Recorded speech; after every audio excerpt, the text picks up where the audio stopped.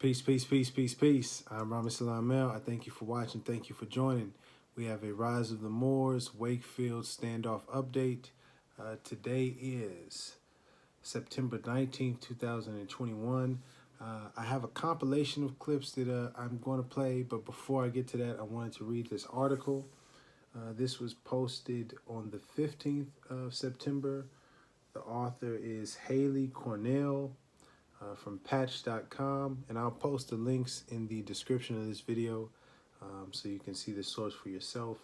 The article says I-95 standoff suspect sues state, demands money, written apology.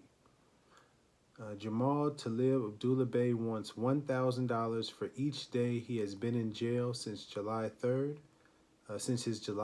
arrest, and a written apology from Governor Baker. Talib says the state discriminated against members of the group Rise of the Moors, leading the incident to quickly escalate into a standoff involving more than 200 police officers. The leader of the group that was arrested after an armed standoff on a Massachusetts highway wants $1,000 for each day he has been in jail, and a written apology from Massachusetts Governor Charlie Baker and Attorney General Maura Healey. Jamal Talib Abdullah Bey of Providence filed a lawsuit in federal court in Boston this week. His handwritten complaint, Talib says state police violated his Second Amendment right to bear arms when police questioned and, after an 8-hour standoff, arrested them during a middle-of-the-night traffic stop on Interstate 95 in Wakefield over the 4th of July weekend. Talib is the leader of the Pawtucket-based group Rise of the Moors. He is suing over his arrest and ongoing jail time, claiming a violation of his Second Amendment rights. His complaint, as well as two others filed by Moorish sovereign citizens against Massachusetts, cites multiple cases that he says protects the rights of armed militias to pack weapons and to protect themselves.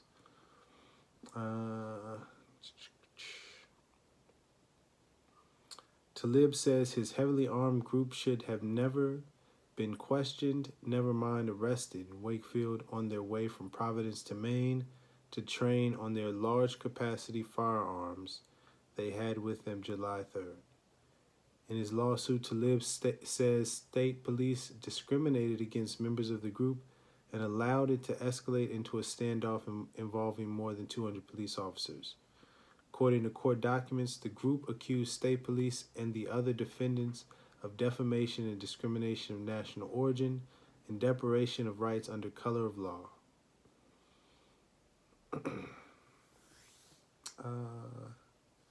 We have just a little bit more to read here.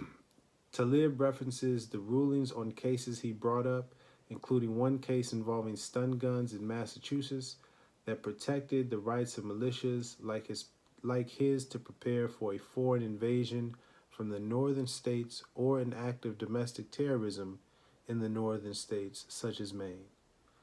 Talib also referenced Massachusetts' strict gun control laws, which ban certain types of automatic weapons. In the letter, Talib claims a federal court decision created a legal definition of an accepted militia.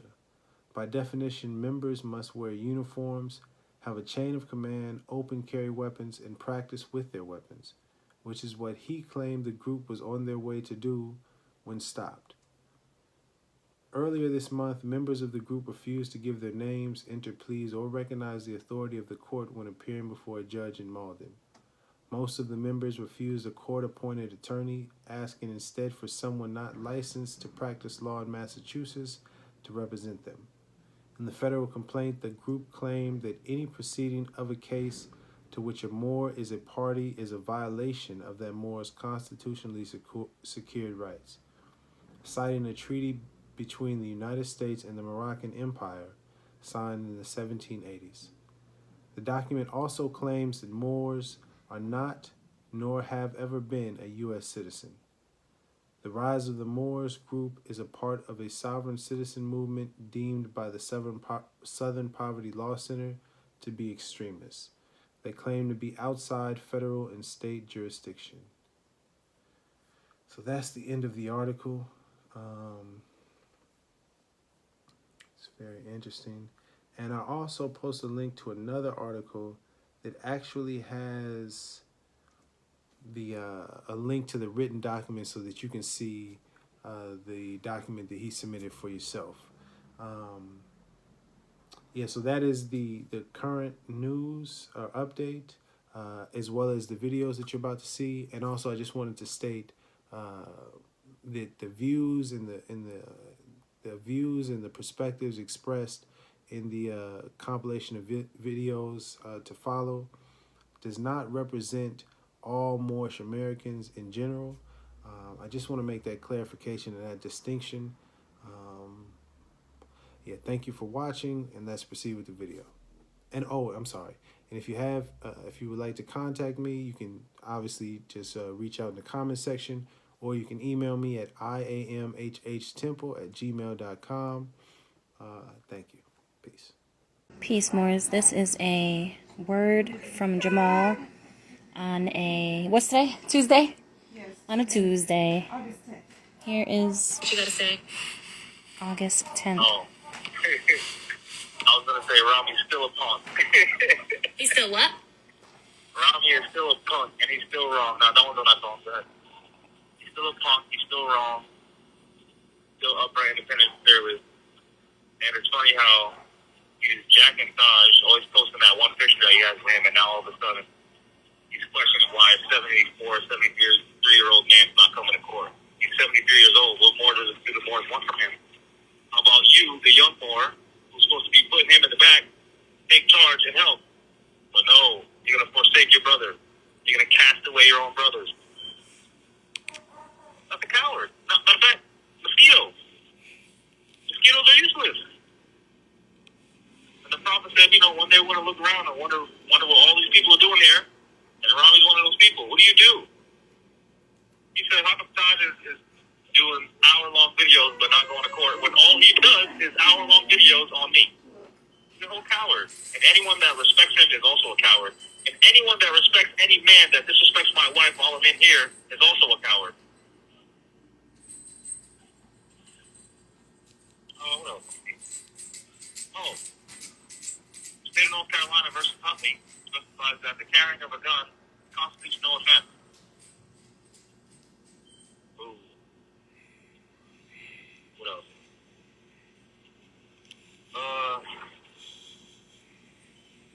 Can't think of anything else right now.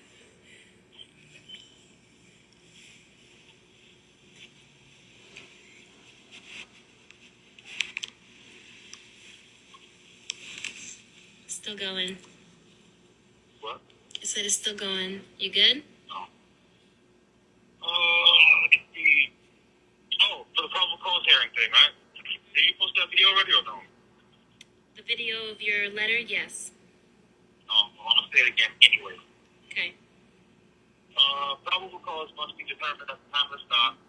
During the quote-unquote dangerousness hearing, the prosecution dug their own grave and chose where I asked Sergeant Matt McDevitt and Trooper Casey what their probable cause was, and they said out of their own mouth, I don't know. And then if the quote-unquote justice system was about quote-unquote justice, then if they gave me my body cam footage as opposed to hiding it, which is a Brady violation, you would see the entire interaction play out where I asked them multiple times for probable cause, and multiple times they said nothing. So since they have no probable cause and they have nothing, the prosecution had to move to extend the date to September 8th, and one of the Moors who has an attorney, even though I told Moors not to get attorneys, sold us out, which is why we're in here for 30 more days. And if a Palestinian wouldn't get an Israeli attorney, why would a Moor get an attorney from the nation that's oppressing them? Doesn't make sense. But man knows I'm not being told. So, unfortunately I have to take some suffering for people to get, for people to understand their open enemy right in their face.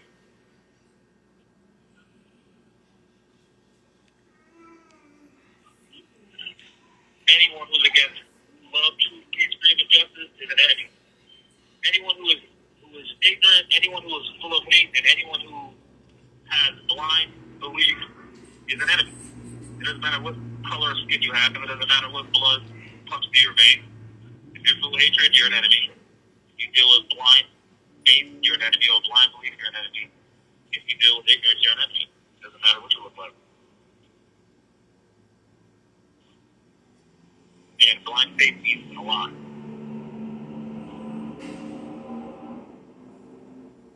What else?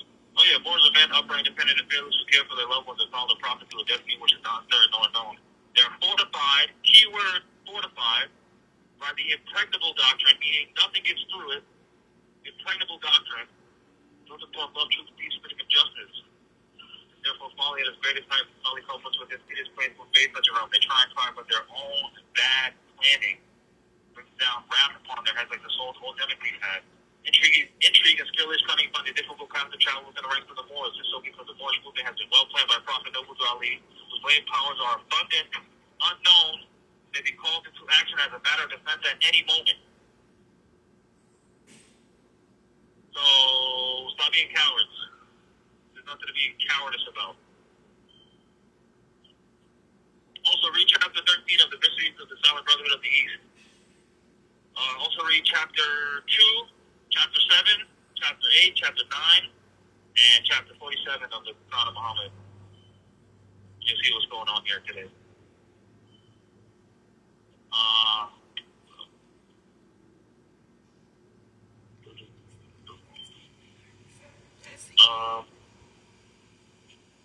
would just like to reiterate, any man that disrespects another man's wife is a coward.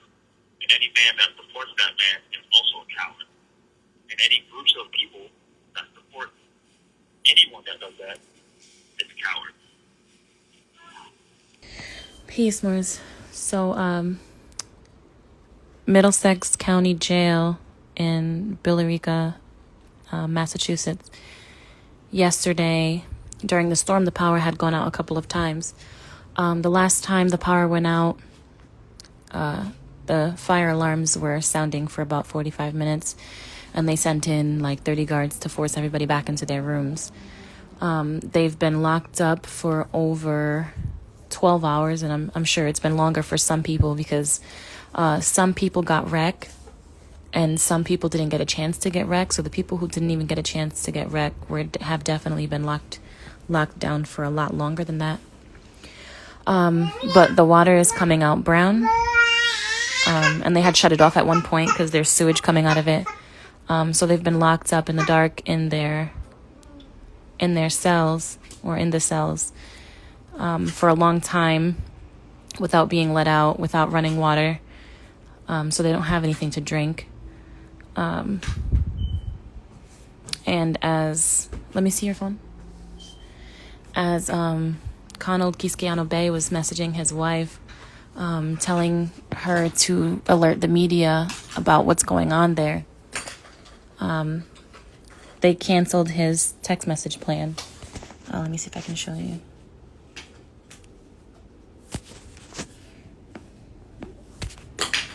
Okay, so he said, there's over 128 men in this pod alone, all complaining of the same thing. Discontinued issues is a form of cruel and unusual punishment where all inmates in the vicinity are penalized for something that is of no fault of their own. If a facility thus functions with people is not fit to run, then the facility must relinquish its power and release all pretrial detainees who are presumed innocent until proven guilty. And then right there, you'll see this number is no longer active for this inmate. Your messenger plan has been canceled. So,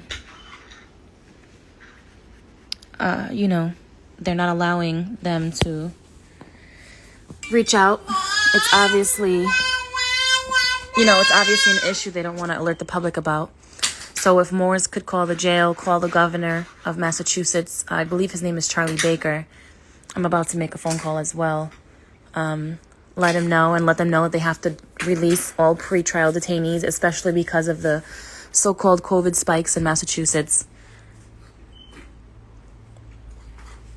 Yeah, so everybody's been locked in for a long time, and again, no water means nothing to drink. So some guys might have some water stored, you know. Does he have any water? Do you know? No. So Connell doesn't have any water. I know Jamal had like 5 bottles of water. You know, I told him to make it stretch because we don't know when they're gonna get the water back. So this is obviously a state of emergency. You're not even supposed to, like Connell said, you're not supposed to be able to run if you don't even have basic necessities like water. They're supposed to be allowed a shower every day. I'm not sure if they allowed showers yesterday. And obviously they haven't been let out. So today they aren't going to be given a shower. Which the shower thing daily is actually in their handbook, the detainee handbook or whatever it is. So that's the update. Call Governor Charlie Baker and complain. Tell them they have to release all pretrial detainees. Call the jail and complain. A lot of these men don't have people to advocate for them. You know, it's about the nation. It's just not about single individuals. So that's it. Peace. Peace. So the donation funds are very, very low. We need donations for the Moors to keep them fed, keep them good in jail, to help us be able to talk to them on the phone, you know, to help the families keep the lights on and so we can pay rent and things like that. Please, if you can, please donate. Here's a message from Jamal. It started. It started. Oh. I want to thank all the Moors that have assisted in anything whatsoever. And I want to ask for more assistance. You know, there's about 10 of us in jail. With all the fiat that Moors have put together so far. Juju has been distributing to all of us, putting on our conversation on our phone calls so that way we can still talk to our families and order things that we need while we're in jail. But also, what people also don't see is that, you know, without being too specific, we're housing Moore's families at our house for free, and we all have bills to pay. So we also need finance for that as well. So if you can find it in your little old hearts to continue to assist, please do, because we need it. You know, a lot of us have children, a lot of us need to keep the water running and the lights on and the heat on, especially since the winter's coming. So please help. Please. We don't know how long we're going to be in here, and every day that we're in here is every day that we're not working, which means every day that we can't provide for our families. That's all I have. Peace. Here's a message from Lucha L. Por Libertad. Hey, Juju. Peace, Lucha. I'm rolling already. How you doing? Good. I got the recording going. I know things are getting tight over there. They got us in here unconstitutionally. There's no fiat to go around and take care of our families. It's a very stressful situation for everyone. I mean, what can I say? This is what they want. They want the fiat to run out so that we can starve. And we have no way of surviving in here, because in here they give you preschool meals. So the system, it's a business set up for them. So that we're forced to use their commissary canteen. I mean, yeah, money's running low. Can't feed ourselves, we can't feed our families. Not from in here, at least. So this is what they do. This is part of their strategy. Starve us and smoke us out. I mean, what more can I say? This is just what this filthy government does. What these tyrants do. Pray to the Almighty Allah that we could keep up with bills, and we could keep up with trying to keep our families afloat. And I'm sorry that we have to be in here and not out there being able to make ends meet and help out. Sorry. To the Moors, we would appreciate if you guys continue to help and support us. We're sacrificing ourselves in here right now. And the ones suffering our immediate families. We can use all the help we can get right now. Not easy, especially from in here. Listening, we can use the help, guys. Because once we get out of here and beat these tyrants at their own game, then everybody's going to benefit from what we did and from the sacrifices that we set forth. So, other than that, I want to stay. You have 1 minute left. To the nation. We send our love.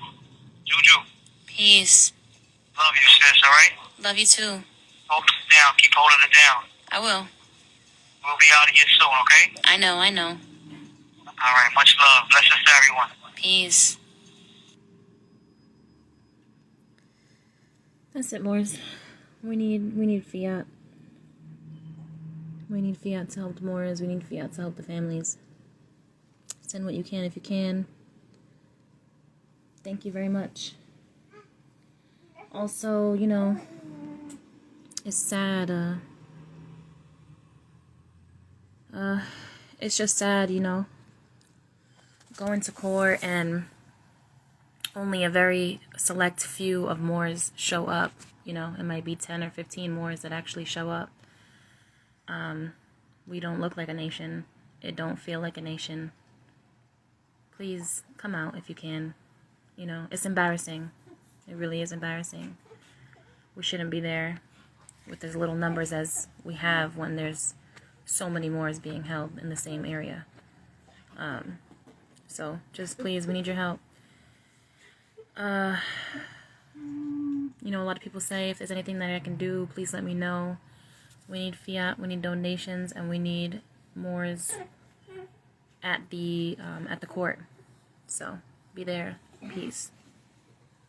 Clearly during the probable cause hearing, we were ready for the probable cause hearing, but the prosecution is clearly maliciously trying to obstruct the criminal process by delaying the probable cause hearing to push an indictment by trying to corrupt the defense attorneys into convincing Moors to make statements that aren't the truth so that way they can get an indictment because they had no probable cause. So since they had no probable cause, they're trying to avoid the probable cause hearing to get an indictment by maliciously attacking the defense attorneys and convincing the defendants to turn on themselves so that way they get out of jail faster. I just wanted to say that. And it's a very sad thing that no one actually cares enough to do it. There should be hundreds of thousands of Moors suing the state of Massachusetts and suing all these prosecutions, suing all these judges for doing what they're doing to Moors. Because they're doing it to not just declared Moors, they're doing it to hundreds and thousands of undeclared Moors, and the Quran says if your brother's in adversity, assist them, and your sister's in adversity, forsake her not. So we're not being assisted and we have been forsaken. The fact that there aren't protests at these people's houses, peaceful protests at these people's houses is proof that we've been forsaken. We've just been abandoned. Sad. Especially when all these Moors talk about they read law and they reference where someone's enforcing their constitutional rights. They're not doing so. They're not doing it just for themselves, but they're doing it for the public welfare as a private attorney general. So they should see what's happening. They should see that we're fighting for everyone's constitutional rights, but people just want to do videos and they don't want to show up, or they just want to like comments or like pictures or like posts and comment on them. They don't want to actually show support and make a sacrifice. It's just sad. And for any Moors to think that we're going to make any change with this sluggish will, this attitude of passivity,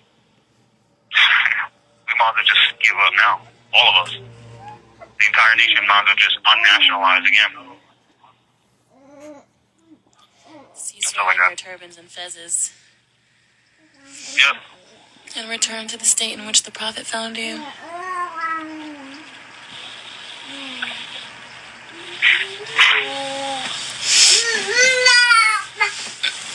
Yeah. They should be at the jail, at the courthouses. They should be at the jails, at the courthouses. Yep. At the prosecution's house, at the judge's house, peacefully protesting.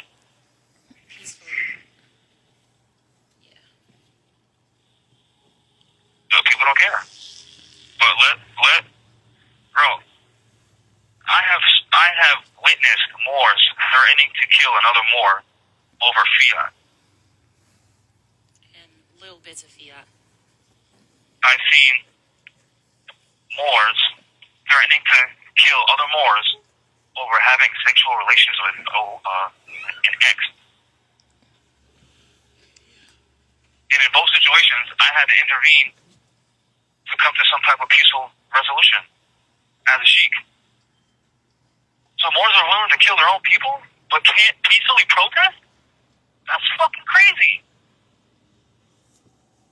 That's crazy. That is fucking crazy. What happened to love, truth, peace, freedom, and justice? So when it comes to your own brother, you're willing to blindly go to justice and take his life. But when it comes to an actual open and blatant act of treason against your entire nation, nothing.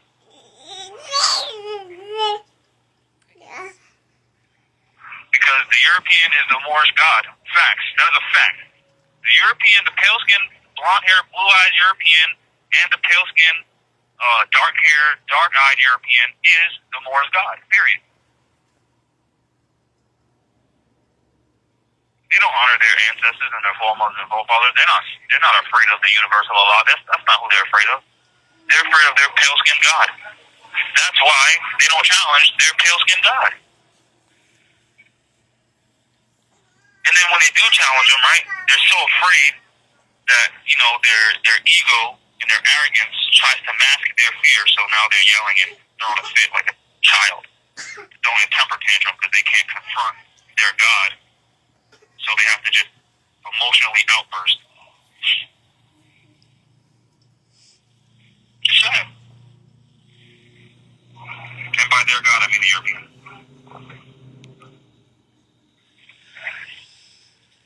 That's all I got. Alright, thank you.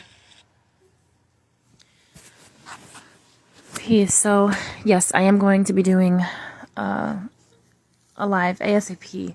I'm probably not going to be able to get to it today, but tomorrow I can definitely get on here and get that done. It's just hard when I have a baby who wants to be in my arms at all times. And, she likes to help by grabbing papers and things. So, as far as those of you, I think there's a more here who says they just need a plain defendant's list. I got you on that. I can just DM it to you. Yeah, so let me just see some of your comments. I don't have the prosecutor's address, but if somebody wants to find it, that would be great. Also, the new judge that's been presiding over the case, Peter Doyle. Peter Doyle is a Commonwealth of Massachusetts judge. I need his address.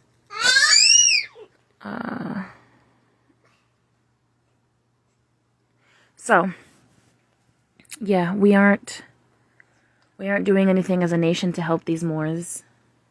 A very select few have actually been doing anything. Obviously, the donations definitely help keep the Moors fed in jail, but we don't need them in jail. We need them home. So, we need Moors to show up to court. We need Moors protesting at the jails, at the court, at these people's houses. That hurts, That hurts me. Why are you abusing me? Tell the people that they have to do something so they can get Daddy out of jail. Tell them. Nothing? Oh my goodness. Little girl. So, yes, please. It's disheartening when when Moors aren't even showing up to court. Disheartening. And then, you know, we want to say, yeah, we're a nation and we're this and we're that, but, you know, what are you doing? And it's not even just about lawsuits, because paperwork without the physical force of people's bodies physically there, present, demanding, is nothing. Paperwork without something to back it is nothing. So we don't just need lawsuits. We need Moors present. This is an attack on your nation. This is the closest that we've ever gotten to actually be a nation, to form a militia. And we're just going to let that go down the drain.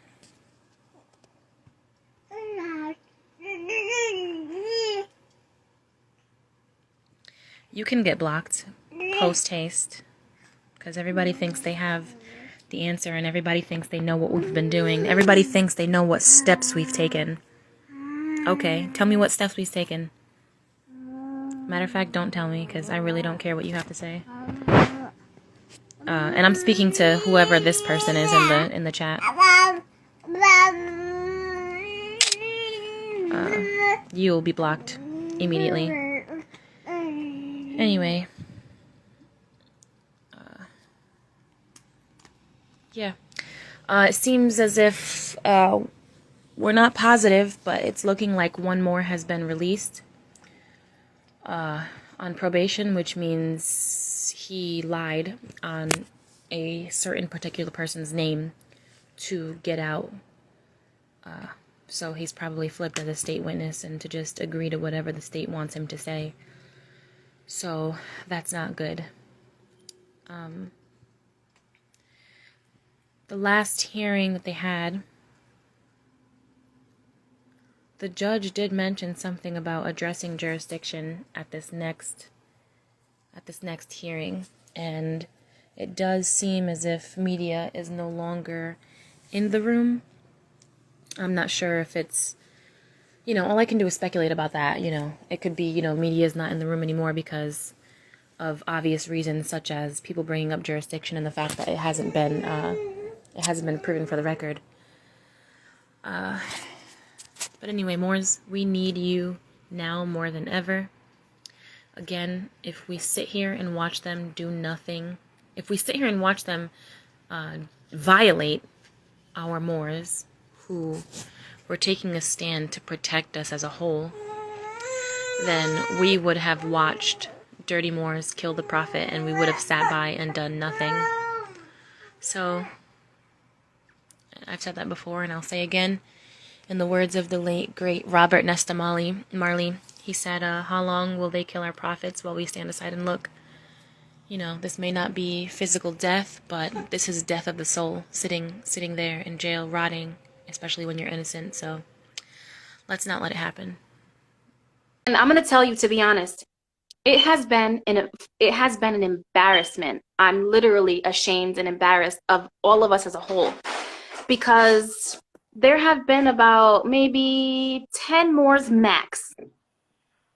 I don't even think it's been 10. I'm going to say 8 Moors max. 8 Moors max at one time, maybe, that actually showed up for one of these court hearings. And that was one time. It's usually just, you know, a handful on one hand, 5 or less. It's embarrassing. Are we not a nation? I get that we're not like individuals. I get when that happens, you know, it's individuals and we need Moors to come, you know, but this is 10 men. 10 men. Where they are heroes. They are doing this for the nation. They're the ones making the sacrifice to make the change, and we're just sitting here doing nothing. In the words of the late great Bob Marley, how long will they kill our prophets while we stand aside and look? Prophet just means messenger, before you all trip that I said prophet. How long? How long? So, really, that's all I wanted to say. Kendra, I don't know if you had anything else to say. Please do. If anybody else wants to hop on, you're more than welcome. How do I got paint all over me from the door? Now, I'm just gonna add this again. Moors, Negroes, black, colored can find any other reason to call out to work, to Go go to the out. cookout. For all of that, lie on your children, say that they're sick, this, that, and the third, to do absolutely nothing that's going to get you absolutely nowhere. Yep.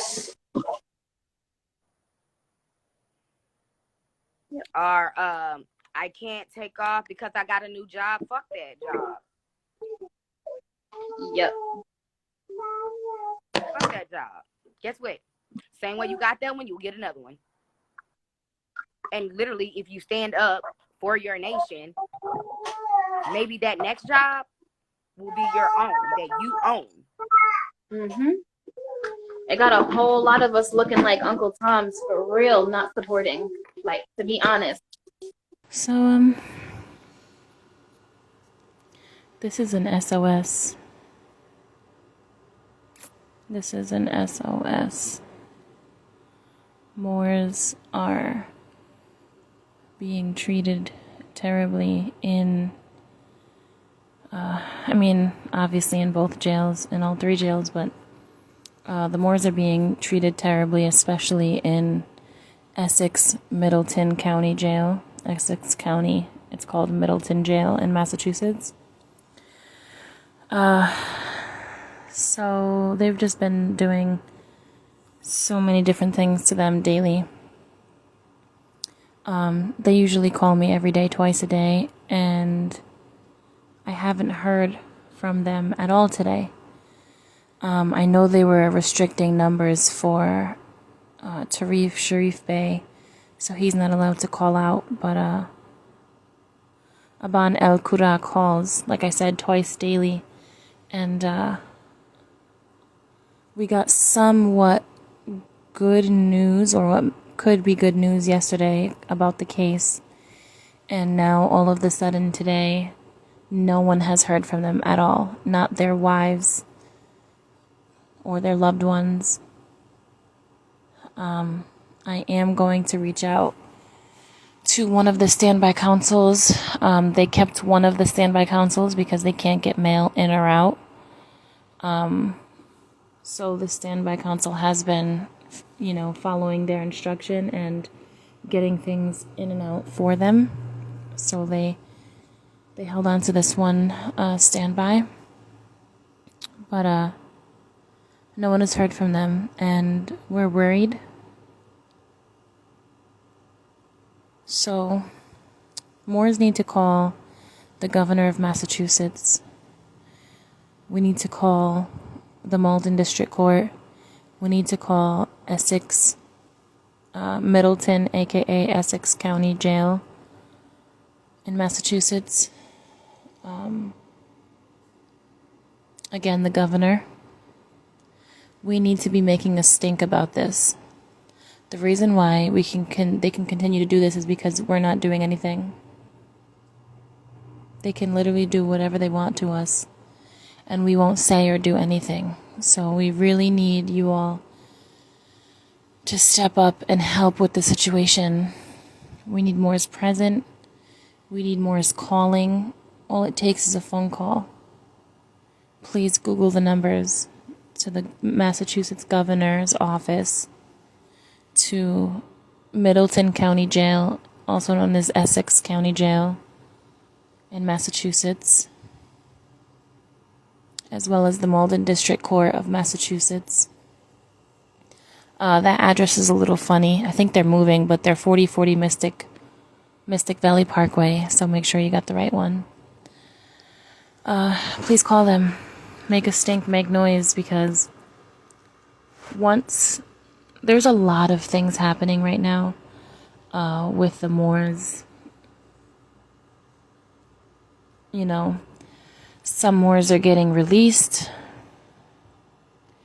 and we're not sure how or why. Hopefully it's on technicalities because they had no probable cause from the beginning.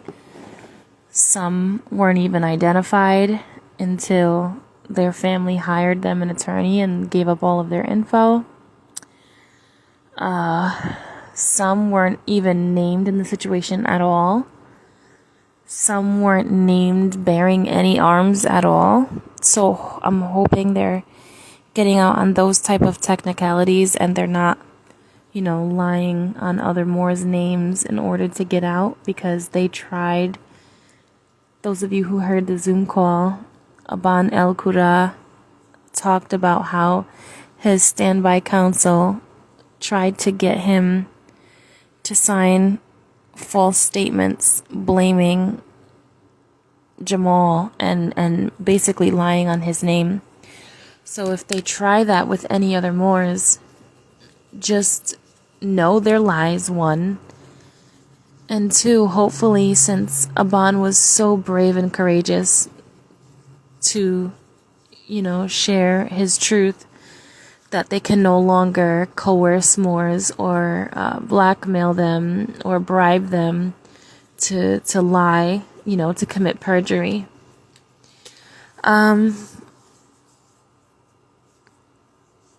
Yeah.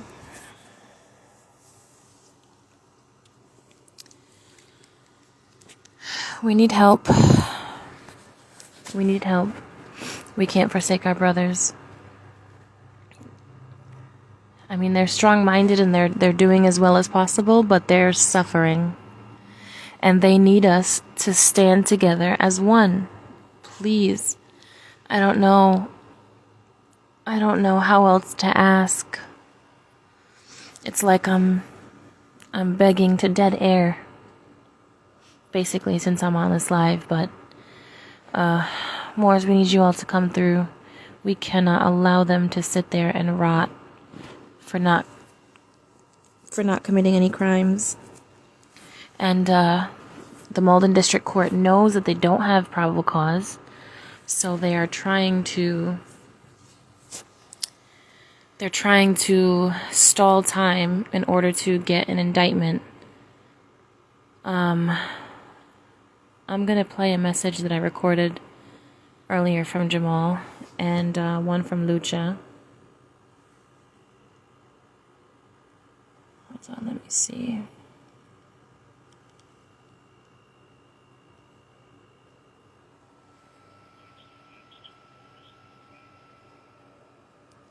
Okay, this one is from today at 12:42. Go ahead, say that again. Yeah, so clearly the defense, the quote-unquote defense attorneys are working for the offense, being the prosecution, which is why Aban went on record stating that the attorney that was forced on him was trying to get him to flip, and by doing so would benefit the prosecution. So clearly the defense attorneys on the prosecution side. Then clearly during that, I'm pretty sure it was the dangerousness hearing, or either that or the hearing before that, but Emily Carsetter assisted the prosecution, Graham Van Epps, or whatever his name is, and indirectly, by bringing it up, told him which documents to file, which is prosecuting from the bench. I'm just going to pause it really quickly and talk about a couple of other things she did, practicing from the bench. She was coaching Van Epps to look up their, a couple of the Moors had previous records. She was, asking him if he was going to bring it up or if he was going to file certain documents and things like that. It happened more than once where she was practicing from the bench. And now there's a Moor that just disappeared all of a sudden. And, if he ends up working for the state, then clearly it's the entire defense prosecution, it's the entire defense attorneys and the prosecution and the judges against all of us. So we don't really fucking stand a chance. And also with Graham Van Epps or whatever his name is, during the probable cause hearing that we were supposed to have, he's maliciously and with bad faith, in a bad faith attempt, trying to circumvent the criminal procedure process by prolonging the probable cause hearing because they don't have any probable cause, by seeking an indictment, by trying to get Rob to lie on the record so that way they can get an indictment because they had no probable cause. And if any logical person would read the probable cause narrative number 2, the first sentence specifies that they found I have to pause really quickly. We don't know for sure if they're trying to get Rob to lie. Some Moors, like I said, such as Rob, were named simply wearing camo.